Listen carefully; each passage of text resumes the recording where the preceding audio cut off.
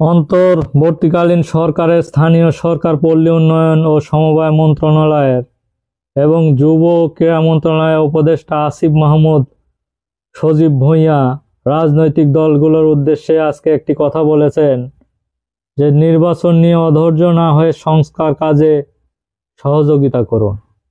এরকম একটি কথা। আসলে নির্বাচন নিয়ে কথা না বলে কথাই বলা যাবে না। নির্বাচন যে কবে হবে কখন হবে এই বিষয়ে আপনারা আমাদের একটি রোডম্যাপ দিন। বিএনপি তথা বিভিন্ন দল যে বর্তমানে একটি নির্বাচন চাইছে, যে অতি তাড়াতাড়ি আমাদের একটি নির্বাচন দেন, এরকম কথা আসলে শুনতে প্রস্তুত নয়।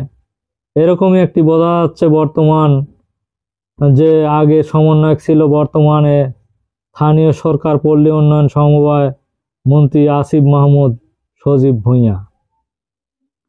তিনি বলেন, মঙ্গলবার দুপুরে দিনাজপুর কাহারোল উপজেলা পরিষদ মিলনায়তনে উপজেলা কর্মকর্তাদের মত বিনিময় সভা শেষে তিনি একথা বলেন। আসিফ মাহমুদ বলেন, রাজনৈতিক সরকার অনেক প্রতিবন্ধকতা রয়েছে, সেই জায়গা থেকে বর্তমান সরকারের সুযোগ রয়েছে সংস্কার করা। রাজনৈতিক দলের বাইরে জনগণের আকাঙ্ক্ষা বাস্তবায়ন এই সরকারের প্রধান অগ্রাধিকার বলে তিনি বক্তব্য দিয়েছেন। তিনি আরো বলেন, বিগত সরকারের আমলে বিশেষ এলাকাভিত্তিক উন্নয়ন হয়েছে, অবহেলিত ছিল উত্তরবঙ্গের রংপুর অঞ্চল। এখন থেকে উত্তরবঙ্গ আর অবহেলিত সুযোগ নেই। এই অঞ্চলে উন্নয়নের লক্ষ্যে কাজ করব, এজন্যই আমরা এই সফর করেছি বলে তিনি বক্তব্য দিয়েছেন। অনুষ্ঠানে উপস্থিত ছিলেন দিনাজপুর জেলা প্রশাসক রফিকুল ইসলাম, পুলিশ সুপার নাজমুল হাসান, কাহারোল উপজেলা নির্বাহী কর্মকর্তা আমিনুল ইসলাম প্রমুখ আরও অনেকেই উপস্থিত ছিলেন।